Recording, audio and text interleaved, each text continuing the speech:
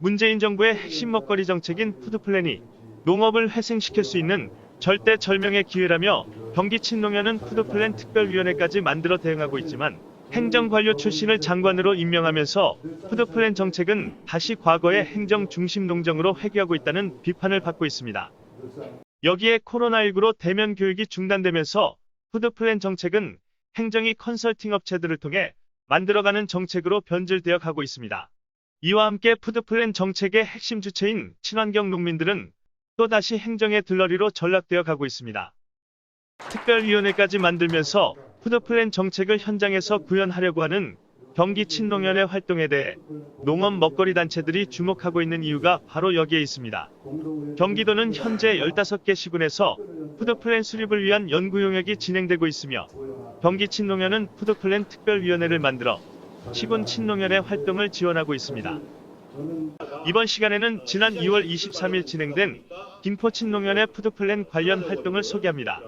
김포친농연 푸드플랜위원회는 2월 23일 오후 2시 인터넷 화상 회의 앱 줌을 이용해 회원들을 대상으로 비대면 푸드플랜 교육을 실시했습니다. 김포시는 자체 예산 2억 원으로 푸드플랜 연구 용역을 실시하고 있는데 중간 발표를 진행할 때까지 김포친농연은 푸드플랜 연구 용역이 어떻게 진행되고 있는지 전혀 모르고 있었다고 합니다.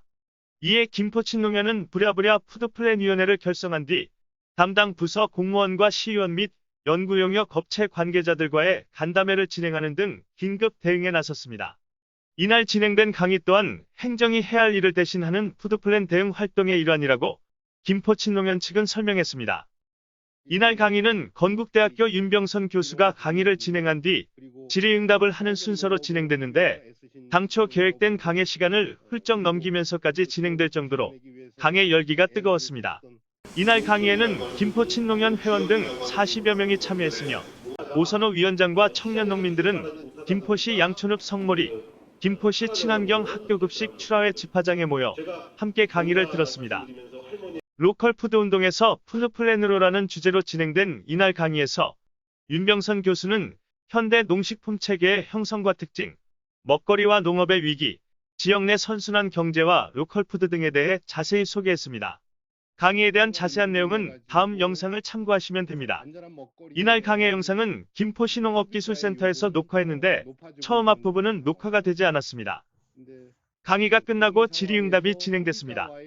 질의는 김기용 김포친농연 청년회 사무국장, 블루베리 농사를 하고 있는 배경진 회원, 경기친농연 청년위원회 위원장과 김포친농연 푸드플랜위원회 위원장을 맡고 있는 오선호 위원장, 김포친농연 마늘장목반 반장을 맡고 있는 신소의 회원 순으로 진행됐습니다.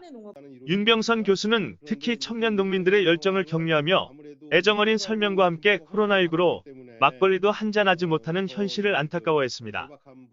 질의응답을 끝으로 모든 강의를 마치면서 윤병선 교수는 도시화가 급속히 진행되고 있는 김포시의 특성을 잘 활용하면서 농의 가치를 살려나가면 좋을 것 같다며 청년 농민들을 격려했습니다.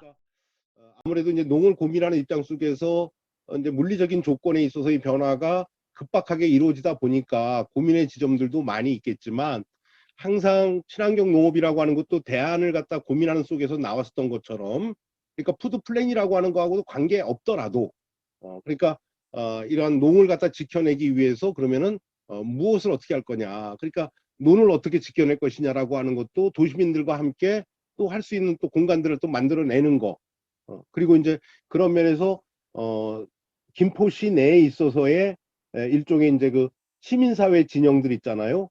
이 부분하고 같이 이제 결합도를 막 높여가면서 운동을 갖다 펼쳐 나가는 것. 또 그것도 가능하지 않겠나. 예. 그리고 제가 말씀은 못 드렸습니다만은 로컬 푸드 운동에서 다양한 내용들이 있잖아요. 직매장뿐만 아니라 꾸러미라든지 그다음에 아니면 CSA 해가지고 도시민이 와가지고 노동 제공하고 그다음에 이제 수확물은 또 일정 부분 또 같이 나눠갖기도 하고 이제 그런 어떤 도농연대의 또 활동들이 또 김포에서는 또 굉장히 원활하게 또 이루어질 수 있기도 하겠다라고 하는 그래서 물적 조건을 최대한 살리면서 농의 가치를 실현해내는 그런 고민들을 또 다행히 이렇게 젊은 분들이 몇 분 계시니까 또 이렇게 이 팽팽 돌아가는 머리로 해가지고 안을 또 만들어내기도 하고 그럼 좋을 것 같습니다. 모든 강의 일정이 끝난 뒤 청년 농민들과의 인터뷰를 진행했습니다. 김포친농연 푸드플랜위원회의 적극적인 활동과 함께 민관 거버넌스를 토대로 보다 더 체계적인 김포시 푸드플랜이 수립되기를 기대합니다. 오늘 그 강의 제목은 누가 정했어요? 제안은 저희가 처음엔 푸드 플랜에 대해서 강의를 부탁드리려고 했는데, 우리가 어떻게 보면 푸드 플랜보다도 그러니까 로컬 푸드부터 먼저 잘 짚어주세요라고 말씀을 드려보자. 그런 회의가 있었어요. 그런 측면에서 이 코로나 시국에서 인터넷으로 강의를 하는데도 장점이 있고 또 더군다나 같이 준비를 잘하면 이런 맞춤형 교육도 받을 수 있다. 네, 예, 그런 선례를 좀 남긴 것 같아요. 네. 예, 그런 측면에서 오늘 이런 강의를 준비한 그 푸드플랜 위원회가 언제 만들어지고 그래서 어떤 일을 해왔고 앞으로 어떤 일을 좀 이렇게 하고 싶은 건지 11월 13일 날 이제 중간 용역 발표가 났고 20일쯤 이제 친환경 교육할 때 이제 갑자기 이제 이 내용들이 나오기 시작한 거예요. 근데 이제 그 내용들이 나오기 시작하는데 가장 중요한 점이 어떻게 보면 지금 푸드 플랜에서 가장 중요하게 여기는 게 소비자 그리고 농민 그리고 이제 먹거리에 관련된 사람들이 이제 앞으로 2030년에 대한 걸 만들기 위해서 조사를 하고 그걸 바탕으로 어떻게 보면 이해를 시키는 그런 단계에서 중간까지 용역에 왔는데 아무도 이거에 대해서 정확히 명확히 아는 사람도 없고 그리고 이게 과연 뭘 위해서 하는 것이냐 목적 그리고 결과물 이거에 대해서 아무도 몰랐기 때문에 그때부터 이제 본격적으로 공부를 하기 시작했습니다. 저기 11월 12일이었을 거예요. 우리가 교육을 어설프게 되게 받고 13일 날 우리도 모르는 사이에 중간용역 발표가 났고 뒤집어졌죠. 용역 발표 났는데 우리는 아는 게 뭐야? 우리 생산자에 대한 조사가 됐다는데? 그래서 난리가 나고 정말 이 자리에서 회의를 했어요. 막 회장님도 되게 막 당황하시고 너무 진행이 행정은 편했겠죠. 물어보는 농민 한 사람 없이 후루루 중간까지 나왔으니 11월 13일 날 중간용역 발표가 우리 빼놓고 했다는 거를 알고서 난리를 치고 하자 해서 지원자 받고 그래서 지원하신 분들 뭉쳐서 카톡방 만들어서 우리 시작합시다. 그래서 전국의 사례들 모아서 거기다 같이 공부합시다 해서 자료를 계속 올려드리고 뭐 이런 식으로 해서 시작된 게 22일이더라고요. 지금 여기 카톡 제가 찾아봤더니 그래서 그렇게 시작됐고 오늘도 여기 참여하신 분들의 핵심 뼈대는 이 위원회 분들이 모르면 딸 데리고 가서 이웃에 가서 그 집 거 켜주고 그렇게 해서 지금 많이들 볼 수 있게 도와주시고 그렇게 되더라고요. 오늘 이제 김포 친농년 푸드플랜 위원회가 상당한 이제 어떤 그런 선례를 만들어준 것 같아요.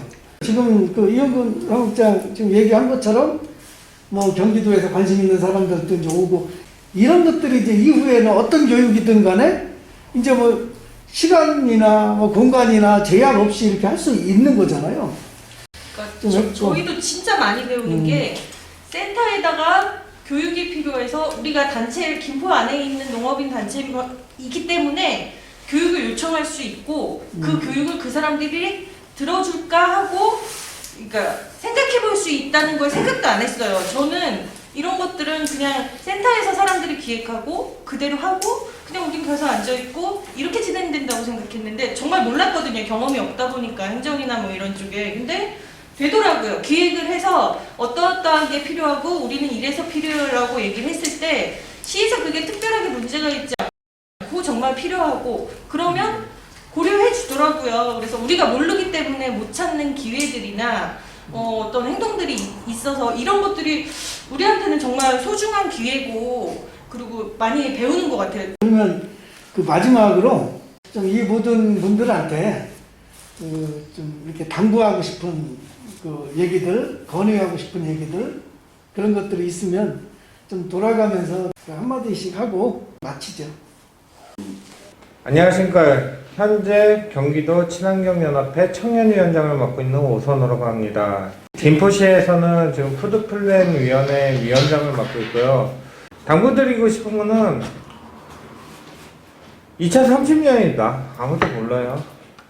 다 어떻게 보면 준비해 나가고 생각하고 계속 다듬어 와야 되는 과정입니다.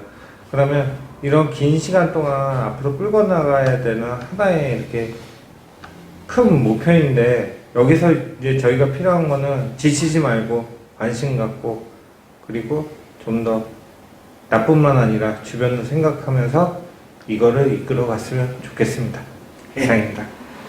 저는 그 김포친동에서 마늘 장목반 반장을 맡고 있는 신소희라고 합니다.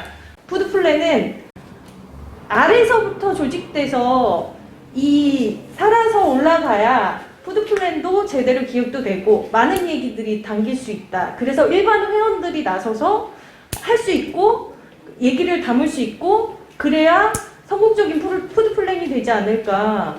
그러니까 저의 얘기만 들어서는 푸드플랜이 안 되고 어머님들의 얘기도 들어가야 되고 이 동생들의 얘기도 들어가야 되고 아버님들 회장님들의 얘기도 들어가야 돼요. 근데 위에서부터 시작하면 회장님들의 얘기만 들어갈 수도 있다고 저는 생각하거든요.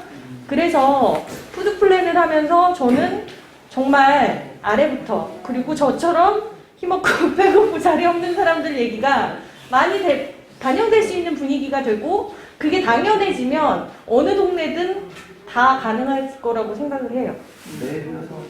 안녕하세요. 김포시 친환경연합회 청년회 사무국장을 맡고 있는 김기용입니다. 우리나라는 회사를 운영하던 아버님한테 가업을 얻고 뭐 여러 가지의 가업을 잇는 것이 있겠지만 최소 반농사를 해서 가업을 이어가는 그런 젊은 층의 사람들을 본 적이 없습니다.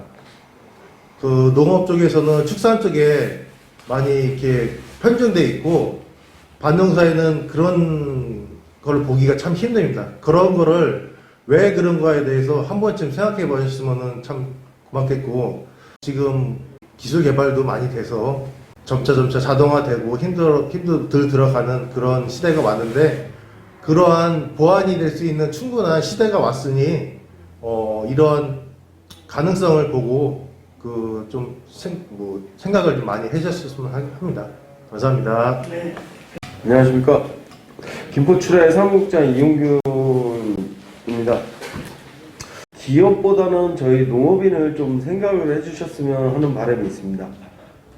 기업인은 또 기업인대로의 또 이제 그 체계가 있고, 또 우리 농업인들은 농업인의 또 체계가 있기 때문에 각자의 일에서 이제 어느 정도의 선에서는 이제 좀 반반이라는 것보다는 농업인한테 더 우선적으로 해줬으면 이 푸드플랜이 더 이미지가 좋게 이제 보일 거라고 저는 생각을 합니다. 이상입니다.